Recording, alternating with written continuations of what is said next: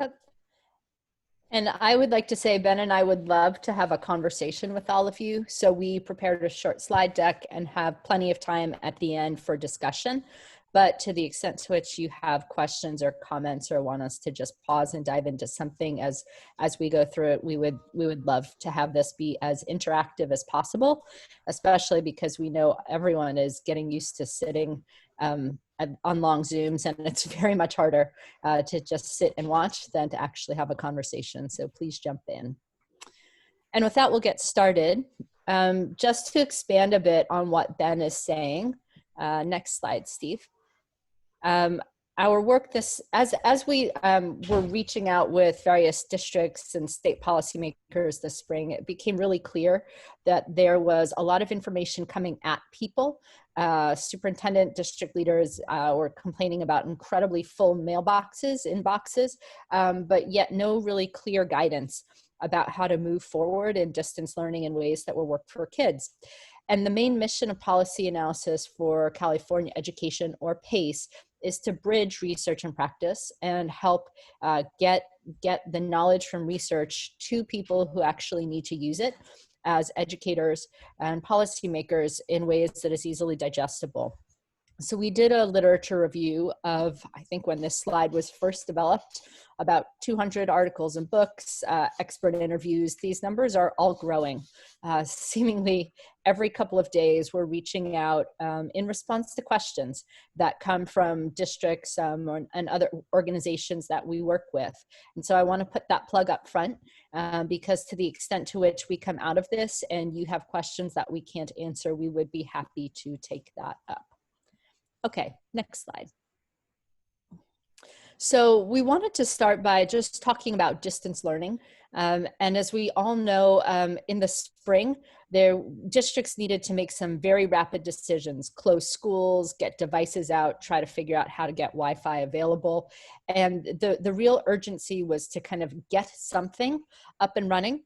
But it did not deliver high quality education for students, which is really not surprising given that districts were facing immense logistical demands basically overnight, and teachers were teaching in ways vastly different than those they had any training or experience to teach.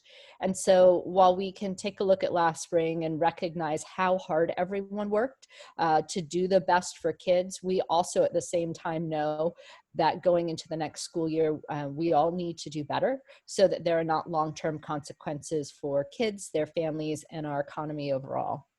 And the legislature set out some new requirements that I'm sure you are all familiar with, which will set the minimum standards for those going forward around what constitutes instructional time, what requirements are for distance learning, basic requirements for attendance, engagement, and engaging communities in the new distance learning plan. Next slide. So the good news of all of this is that the way kids learn is still fundamentally unchanged. They require rigorous content, engaging activities, assessment, and feedback. What is different is how teachers deliver that. And the three main differences are the proportion of time in person, and for the vast majority of districts in the state right now, that is required to be 100% distance. The synchronicity, which is what things kids and teachers are doing all together at the same time, and the technologies that are used. And all of those things can vary, and the way they're delivered matters pedagogically, but fundamentally the goal is to still give students very similar learning experiences to those they would have otherwise. And next slide, Steve. The next slide talks about three main types of learning activities that everyone should be making sure kids have, regardless of the technologies being used and the synchronicity. And the first is expository learning, which is the basic delivery of information, new content, new processes that kids need to hear about. The second is active learning, where kids are in a range of ways working independently to practice the new skills, go over and make sense of new contact. And the third is interactive. And these are the types of things you often see in terms of discussion, labs, group work that really help students work together with their peers, with the facilitation of their teachers to make sense of more challenging ideas and to do work that's kind of higher up on the higher order thinking skills end of the continuum. So these are really, really important activities, both cognitively and also for students' social needs. Because as we all know, all of us are feeling some of the effects of social isolation right now. And so the goals of these interactive activities are to give students those really challenging learning opportunities and at the same time support them with their social emotional wellness. Next slide. So key to all of this, research has shown that last spring, some kids' learning largely stalled. And some kids actually slipped back, much like the kind of typical summer slide, except over a more extended period of time. And what that's going to mean for teachers is that students coming in the fall are going to be coming in with a wider range of academic performance than you might typically expect. And so differentiation will be even more important than normal. But all the good practices around formative assessment and understanding where students are and being able to meet those needs will still hold. And the good news is that online education provides some affordances. So there are, on the assessment front, many apps and websites have assessments of basic skills and understandings built in. For example, in Khan Academy, there's the expository portion of the learning, the information is delivered. Then there are practice problems for students to do some of the active learning, and the assessment information on how well the students did with those independent practice problems can be passed back to teachers. The World Wide Web also has a lot of expository resources, videos, apps that do demonstrations or simulations. Those resources are out there. And most learning management platforms and things like Zoom have features like breakout rooms that enable teachers to create small groups for instruction. But one thing that's really important to think about is that especially if you are in a distance only setup, as most of us are right now, is that teacher time can still be used really flexibly. If you understand that students necessarily will need to do expository learning, which they don't really need a live adult to facilitate. Learning can be set up so that some students in a class are independently working on the expository or active engagement, independent practice portions of a good pedagogical learning cycle, while others are working in small group with teachers, much like elementary teachers often set up centers in an in-person class. Similar structures can be used online. In a distance learning environment, we also want to just make sure everyone recognizes that some things are pretty different, but students ultimately still need to be engaged, which means prioritizing shorter chunks of time. So you're not asking students to sit and listen for long periods of time, creating opportunities for students to build relationships with others. And we've talked with teachers who describe doing show and tell on Fridays or other carpet type routines on a daily basis, building those things into their schedules so that students had some of the social interactions that help them build relationships with each other. Student engagement does need to be monitored. That is in the legislation, but additionally, it's important for teachers to be able to check in with students on their engagement and to make sure that school staff follow up if they see that students are not engaging. Students also need to be taught routines around the new technologies. And I'll say as a parent, the first time my then 6th grader got on a whole class Zoom, at first everyone was quiet and then everyone talked at once. And over time, the teacher did what teachers always do with social interactions at the start of the year and trained the social norms for the classroom so that students could interact appropriate over technology. And finally, Universal Design for Learning, or UDL, is really important. Thinking up front how you will make sure that all students can access the learning that is going to be presented in a day becomes really important, because some of the informal ways that teachers often do formal assessment, just walking around a classroom, are actually much harder to do in a distance learning context. We want to take a little dive in response to a question that was asked the last time we talked about into younger learning. And so Steve, on the next slide, Ben and I did some interviews with teachers and experts in the field of early education to find out a bit more about this one particular population. And as we all know, younger kids need more adult interaction and support. They have shorter attention spans. They sometimes have an incredible amount of technological expertise for their age, but they still do need to learn those basic social skills and interactive skills that school has always taught them. And so in all of this, it becomes even more important than for older kids that small group interactions between students and teachers, students and each other are part of the school day. Parent communication is going to be really critically important, with teachers and schools really listening to understand when will there be adults around to help kids with work, what are the challenges families are having supporting their younger students with school, and how families are trying to solve those challenges, and also really engaging the strengths of parents and the fact that some of the very basic skills that our younger learners need are things that all adults have. Adults can speak to their children, and the language spoken is basically irrelevant. What's really important is that students get exposure to rich language, they get read to, and that they have opportunities through daily life to learn basic mathematics skills. And recognizing parents as an asset and getting to know the things that they can contribute to kids' education becomes especially central for our youngest learners, where the adults are going to be mediating students' access to technology and education in ways that they don't when children are in school all day with a teacher.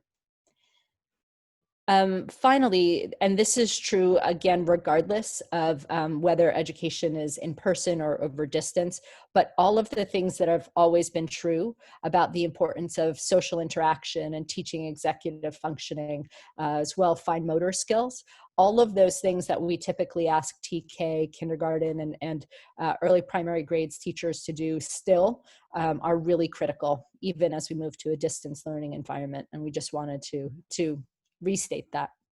I guess finally, I would say, yep.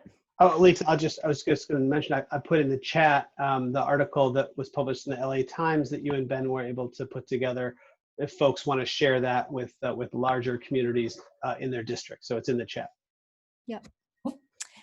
And then, sorry, my dog is barking. I would just lastly toss out a reminder about fun. Kids need games, little kids especially. And so I think this is something that becomes also important to communicate to parents. If kids are getting really, really frustrated and having a miserable time, it really is okay to take a pause and instead try to think about how you can turn things into a game. How can you use games like war to have students practice numeracy, which numbers are greater or less than others, making learning really fun and just engaging for kids so that learning is a positive experience. Okay, next slide. And I think that's it for now. We tried to be really brief.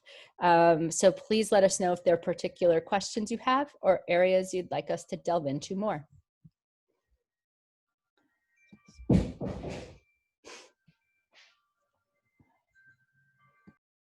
So again, this is your time, folks, to ask Ben and Alex to go deeper on a particular point or to raise a particular issue in your district or community, and get some feedback and some thought partnership. So there is not a script on what questions you should ask.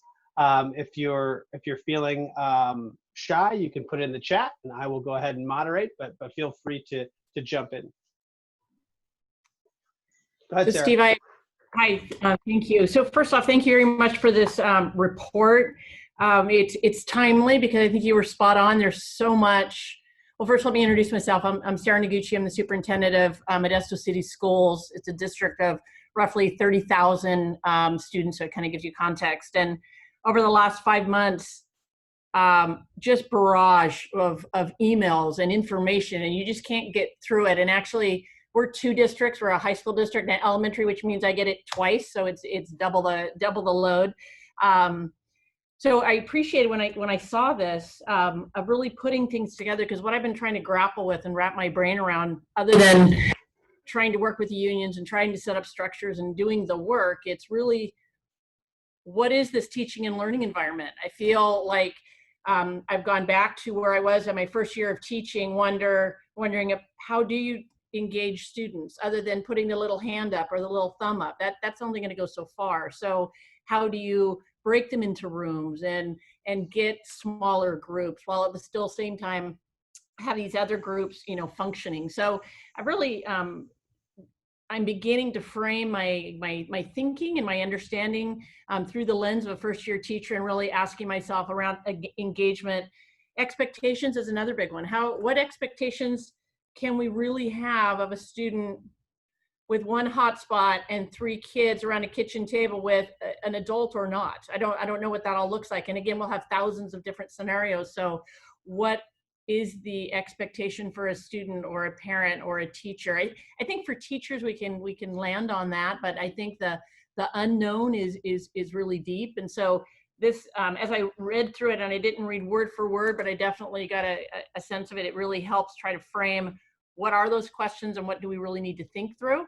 And as a result, I had a meeting yesterday with extended cabinet, and it was an hour and a half. And part of that meeting was, all right, I'm going to challenge the group, for those that are facilitating different pieces of this, to engage the group differently. So we're all adults here, but we're expecting our teachers to do it. And so 2 of the team members came out with 2 new ways of engagement. And I think that's what we need to do, is go back and put our student teacher hats on and master teacher hats on and start digging into the work on all these different avenues. So I appreciate you beginning, helping me to start thinking through teaching and learning as opposed to unions and MOUs and computers and internet. So it takes us to a place where I need to be. So thank you very much for that. And Sarah, I just want to pick up and kind of raise up a few different, I think you had a lot of very important ideas in there. And I think one of them is just about how much the pedagogy is new. The principles of teaching and learning are the same, but the way teachers deliver that is going to look very different. And the best research that exists, research evidence, is for an idea of a flipped classroom, which is that students receive information independently. They do some type of independent engagement, active practice, with some type of formative assessment that ideally would get to the teacher in advance of class, to help teachers see what patterns there are in terms of what students understand and what misconceptions they then have. And then teachers can spend some of their synchronous time together, sometimes doing an explicit reteaching if there's something a lot of students are struggling with. But at other times, going through and I'll put on a former first grade teacher hat. Really working with students around base 10 was very difficult, and ideas around regrouping. You can pretty much figure some portion of your kids won't get that concept the first time, but if you're following a flipped classroom, you might start with a very strategic reteaching of small parts of that, and then use that time together on student discussion, working more on the communication and developmentally appropriate proof portions of the Common Core. And I think, these are things that in some way strong teachers have always done, but it is critical to recognize that and sometimes it might be even emotionally hardest for your seasoned, experienced, successful veterans who now need to jump into new technology and try new things and experience the discomfort of going from knowing you're going to be successful because you've done this well, for the past 10, 15, 20 years to now having to try something new.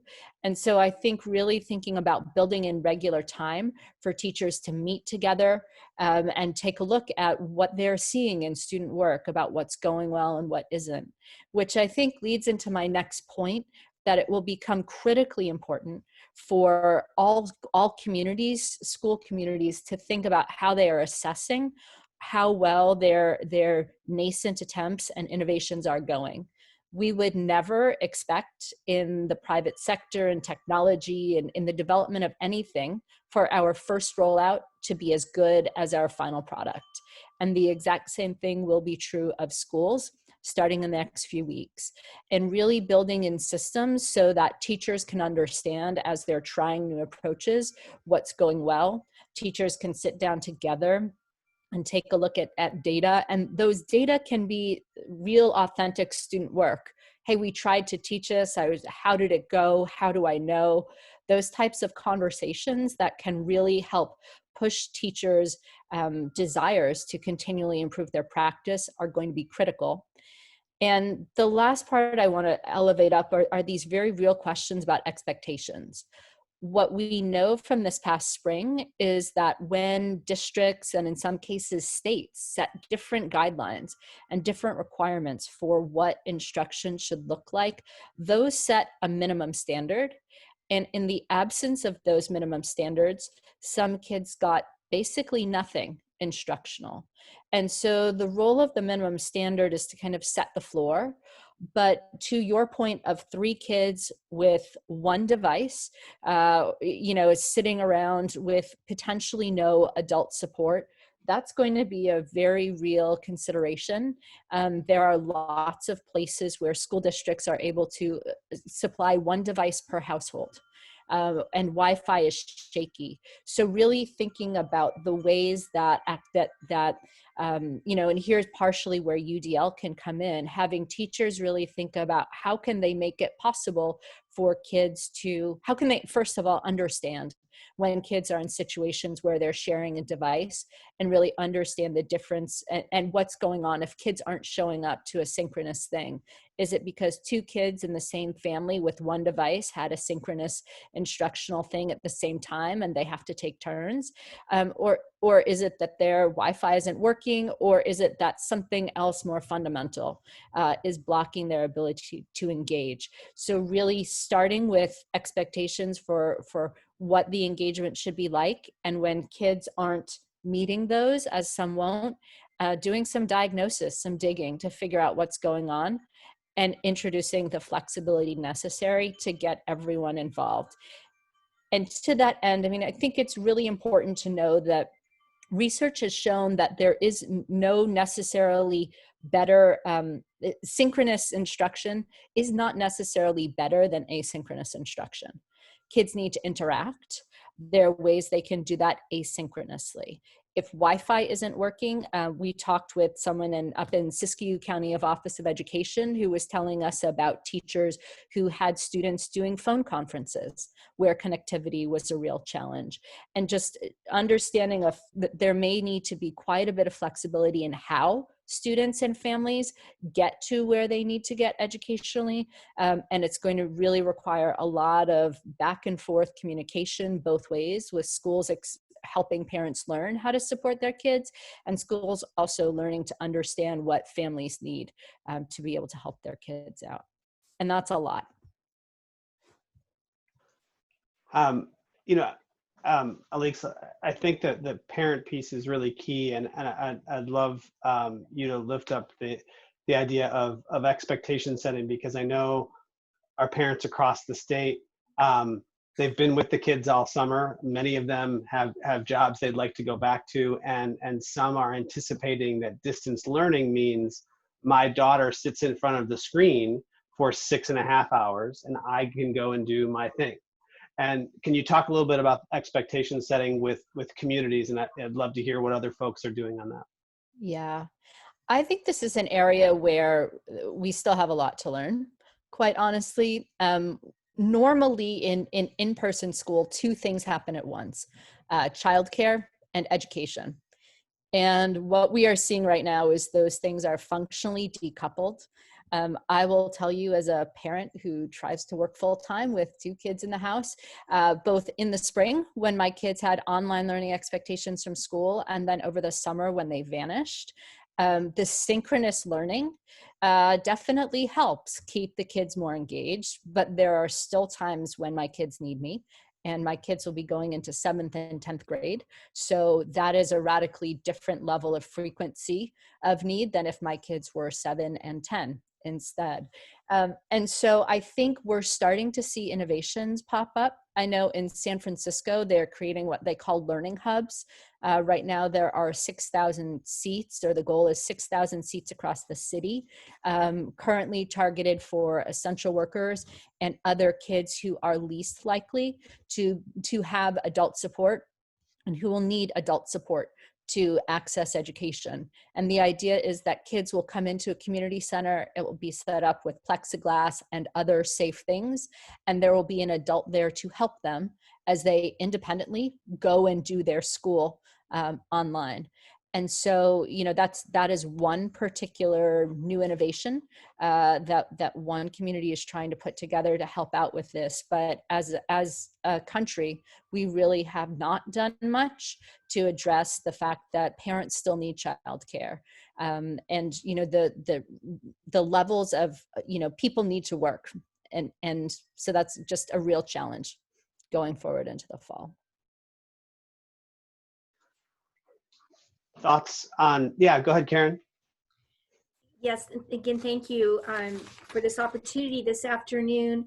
I know that I first became aware of these reports through actually one of our board members, and I was looking at them on July 24th, and then I couldn't resist. I sent it out to our administrative team, and I thought, oh, it was on the weekend. And what had happened was when we did our Zoom meeting the next week, the principals told me that they really felt that I needed to share this link as part of a welcome back to all of our educators in our school system. I mean, that I, again, because there's just so much that we're sorting through, but the timing of these reports was very, I think, important and helpful to us. This morning, when I was speaking to 3 principals independently, an area that came up was the area of relationships. You know, I have in front of me the top 10 recommendations, you know, from the report. And when I asked the principals, like, what do you think one of the biggest challenges right now, you know, is to get this going? And they said it was that aspect, because at least what happened last spring, there were relationships between, say, teachers and students that, you know, right now what we're gearing up to do is some very caring but safe distribution of learning resources to children and families. But I wondered about, from our researchers and maybe colleagues that are online here, is like, what is the, you know, what are you finding or thoughts on that relationship building aspect that seems to be essential in any type of learning environment? And then when we have this distance that we have, I don't know that teacher, I don't trust that teacher, that kind of thing. Any ideas or considerations on that? Karen, I can take one of the things we've been fortunate about in Buttonwillow is, one, we're a small school, so we're nowhere near the size of Sarah, but excuse me, all of our communications started as early as last fall, and the teachers who had the previous students are, so say a 6th grade teacher, their students had moved on to 7th grade. Those 6th grade teachers started sending out remind and information to those students to say, hey, this is what's happening, this is what's going on. And so it was kind of like, if I was a 6th grade teacher and you were the 7th grade teacher, I introduced some of my kids to you. But we're a small school, so that's there already. But that whole concept of, you know, I was going through there, and what your information did for us in Buttonwillow is confirm that some of the things that we've been doing are accurate. Like tomorrow morning, yesterday was our first day with students. And we had about 85% of the students online. The other 15% were having some sort of a connection issue. But we've been able to get hotspots to every student that doesn't have internet. So you mentioned 3 kids, 1 hotspot. We found last spring that didn't work really well when you gave 1 hotspot to a family. So we took a risk and put 1 out there for everybody, and we still have some left over. But 1 hotspot per kid that doesn't have internet. And what we've been able to do is, I walked through the classrooms yesterday and there was already instruction in the 1-to-1. There was large group, and then there was the medium-sized group that said, come back at this time if you have questions about what we talked about initially. So I'm feeling more comfortable with what you said because we've gotten there. I wouldn't say we're there, but it's made us feel comfortable with where we're at. And it really goes back to that relationship building piece, which is a lot easier to do in a district of 380 kids. Yesterday, I kind of Zoom bombed most of the classes and interrupted and, did that wave thing. And, they know who I am just because I'm in the classrooms a lot. But I appreciate that information because it reiterated what we've been doing correctly and some of the things we need to do a better job of. And so I think that's an important piece for us. Thank you for that, Stuart. Yeah, that's super helpful. Karen, I want to go back to what you were asking as well. Like, what are some other engagement strategies that can be used? And so we've approached that topic from the idea of what we know about mentoring and working with students. We know that students are much more likely to engage and continue engaging in school if they have a consistent presence for them. So any adult in the building. And when you get to some of the higher grades, that's really difficult to do if you think about having all of those periods of classes that you're engaging with. But thinking about how you can deploy your staff in a way or reconceptualize their responsibilities in a way that, hey, I know that every day I need to touch base in some way with these 20 students. So even though you might provide some sort of instruction to a larger suite of students or a larger bit of the student body, you know that those students have someone that they can come to if I'm having a problem with this, like this has come up at home. They know that they're going to hear from you on a regular basis. Has been super, super helpful for maintaining that engagement over time and getting kids where they need to be. And I love what Stuart said about using those staff that have been working with the students this year to kind of initialize that contact as you move students along. Because I know some elementary schools in particular, the teachers will try to roll up with their students, which is a great idea if you have the flexibility to do that, but not everyone does. But using those relationships that exist in a way to facilitate a transition for those students to another caring adult that is there to help them with their education is something you can definitely think about. Yep. And I'll just chime in also thinking about measuring. As you're trying things, Stuart, I loved your idea of you Zoom bombing, coming in and saying hi and reminding people of the leadership that is constant, the familiar faces. But there are pulse surveys that I know the core districts are developing right now for internal use in districts, a set of measures that districts can send out to students to check at various points in time of the year about how they're feeling from a socio-emotional wellness perspective. And I think some of those questions will ultimately be publicly available, but even those questions aside, the idea of you all finding ways to monitor how kids are doing and figure out, if you take a look across different classrooms in a school, are there particular classes where kids are reporting feeling more connected, and being able to set up conversations across teachers to figure out what particular teachers are doing that is working. And really thinking again about the fact that we're all in innovative spaces. And, Ben and I interviewed some teachers in the spring who talked about opening their Zoom room 10 to 15 minutes early in the morning so kids could get together and chat before class, or leaving it open at the end of the day, again, for kids to be able to just talk. to do various different activities, to share things from their home. We talked to one teacher who talked about, in the shorter, period of time last spring, trying to do her class Zooms from a different place in her own house from time to time. Not all teachers would feel comfortable with that, but she felt that that was one way for her to let her students get to know a bit more about her and to build those relationships. And I think the point is just there are lots of things to try. And right now, no one has the answer to what will work best.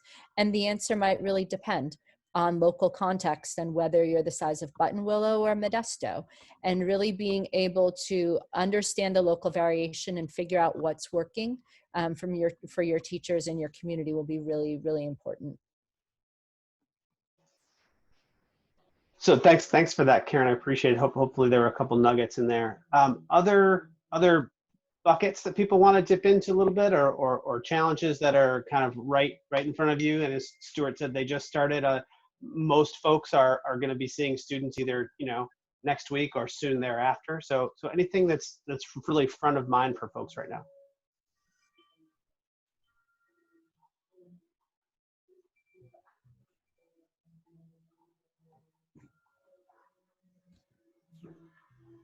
This is clearly the honors class. Everyone's got it all figured out. That's good to know.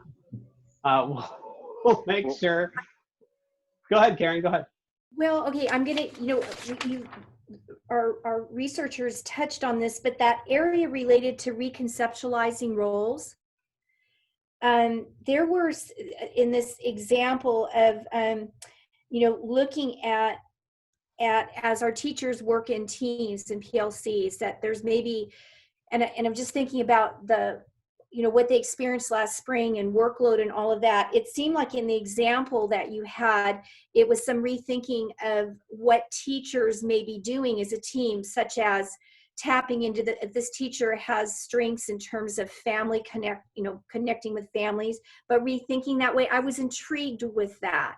And part of what we're, trying to turn lemons into a lemonade here is just looking at the people power, the mentor idea that I think Benjamin brought up earlier. That was a great one, but that's something that we're really grappling with right now, is rethinking roles. And maybe, again, I still need to do more justice to these reports that have come out, but that is an area, particularly between teachers and teams, that if you have some thought, more specifics on that, of what you've seen or what districts or what schools may be doing on that, I would be interested in hearing more.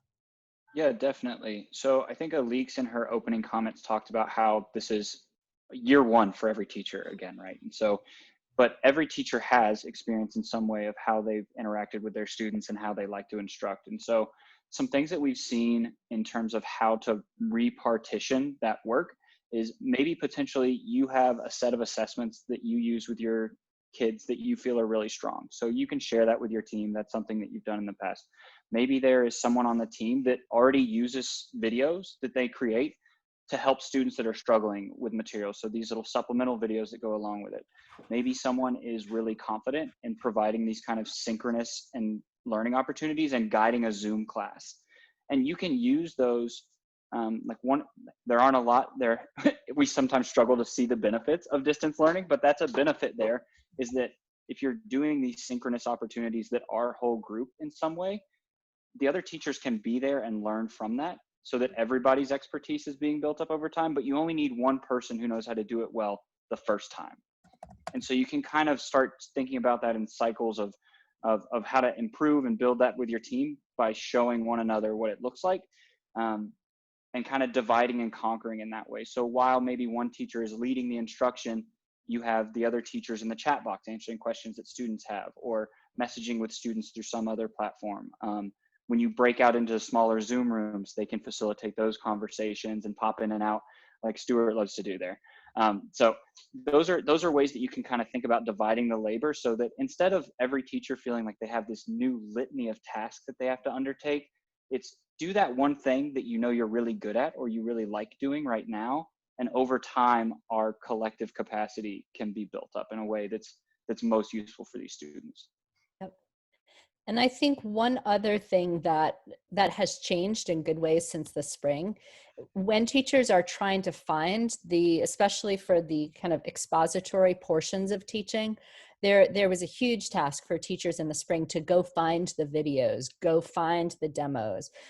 Some county offices of ed and some districts have stepped up to find those resources for teachers, but really understanding that there is no teacher who has tried and true lesson plans and unit plans for the year, and really thinking about how they can support each other to lean on the resources from counties, from districts, to find those types of things to help that. The good lesson planning will take everyone longer this year.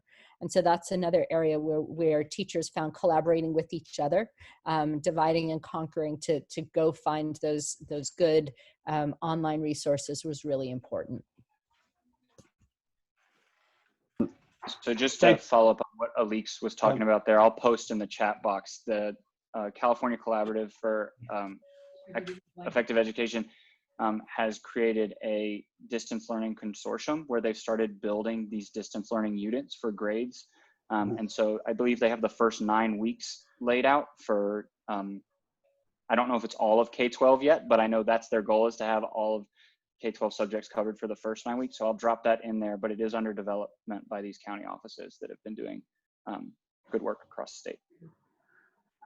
We've got about 15 minutes left, and I just wanted to shine the spotlight for the last bit of time on maybe some of our neediest students. Not that all of our students aren't going to have tremendous challenges, but particularly our English learners and special education students.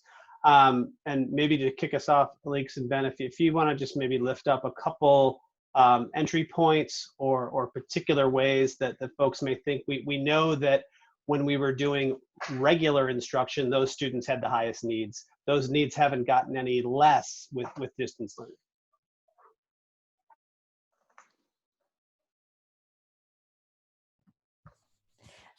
Do you want to take that, Ben? Yeah, sorry, I was just finishing typing in the box there, my fault. Yeah, so thinking about those students so all of the gaps that have emerged from this shift to distance learning are gaps that we as educators were aware of before. They've just been intensified in different ways. We know that technology provision can help to eliminate a lot of those. And it sounds like from our conversations with Steve that a lot of you have been doing outreach, trying to get devices, connectivity to those students. And so that's a great first step in doing that. But some of the other options are going to require coordination with other partners. So you all already are resource constrained in so many different ways. And this is asking more and more with less and less resources. So some of the examples that we've highlighted at PACE include districts that have worked with nonprofits in their community to reach out to those marginalized students and their families because they already work with them around different topic areas, whether that's health and human services, financial literacy, or speaking to those families in their home languages. They're already a part of those communities. So really leveraging those partnerships has been super, super helpful. And it's helped schools move the ball forward much more quickly if they're having a hard time reaching all of their students. But having a really clear plan on how you're going to communicate and getting those kids engaged first is a huge step that you can try to take. And I just was going to tell everyone, I dropped in the chat a short brief that PACE put together on Pajaro Valley and the outreach they did in their community as an example.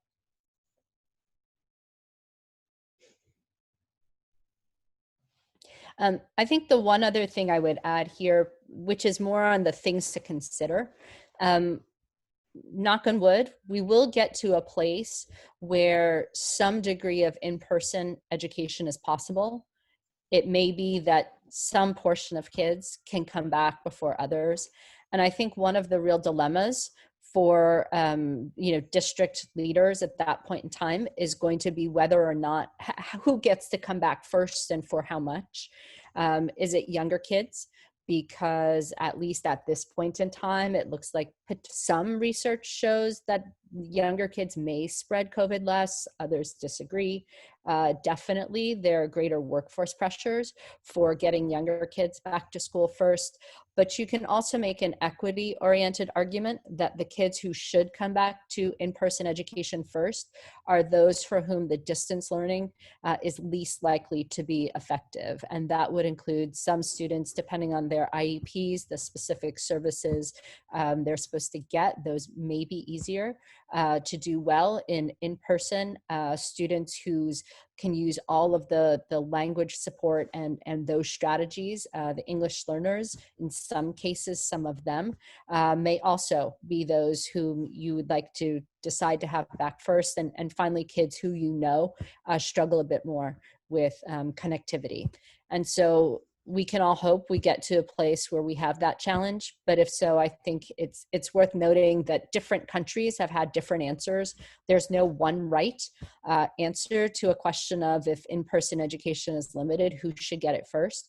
But it's definitely worth asking whether or not there's a real strong equity lens that you could put on a way of answering that question. And if so, how you could build community support for that particular policy decision. Listen, one of the things that I noticed yesterday when I was walking through the classrooms and in talking to my mild moderate teacher, he was all impressed. He actually thinks that the environment that's being created in his classroom is going to be better for some of our SPED kids as opposed to a regular mild moderate where they're being pulled out. Because as it is, he's built his whole entire schedule around the synchronous opportunities of the other grade levels. So now they're getting the whole synchronous class setting and then getting back and they're getting additional support time with just 2 or 3 kids in a small SPED environment, but it's not impacting what they're getting from their regular classroom teacher. So he actually feels that looking at his schedule, seeing the way it went yesterday and looking forward to what he's going to be doing and how it's all going to work, he thinks it could actually end up being a better environment for some of his kids because of that. I appreciate that perspective, Stuart, as sort of asset-based as opposed to deficit-based. And to that end, the other thing I'll bring up for those of you with alternative education or continuation high schools, there was an interesting article today, which I'll send out, which lifted up that yes, everybody's a first-year teacher, but some of the folks on the alternative end of the spectrum have been doing distance learning or have been reaching out to students who've been disengaged longer than maybe some of the rest of us. And so some of those might end up being leaders among your other teachers, which I think is an interesting sort of flip of the script. We tend to think of many of our alternative settings as, well, all this stuff didn't work, so go ahead there. They may actually be able to teach some of the others. So I thought that was an interesting perspective as well.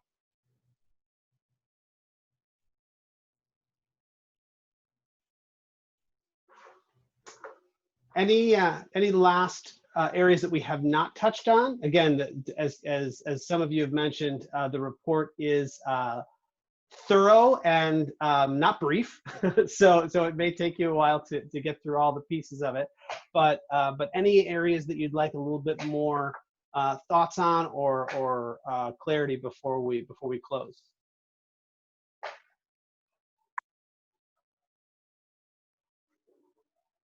This is my virtual wait time. Okay. Well, as I said, first of all, thank you all for your time on the precipice of what will clearly be one of the strangest school years we've ever experienced. As I said, I will send out to everybody who RSVP'd the slide deck as well as the recording of this, so you can share it with others who were not able to be here. But thanks again to Alix and Ben for your research and then your time to share this with us. We really do appreciate it. Sure, our pleasure. And please feel free, if other questions come up, to reach out through Steve. And we count on getting questions to help us figure out what's more important for us to dig into deeper. Yeah, thank you for having us. We learn a lot from talking to you all as well. So any great ideas or things that you want to share with us, we'd love to hear them and learn from you. Great. Thanks so much, everybody. Take care. Thank you. Thank you.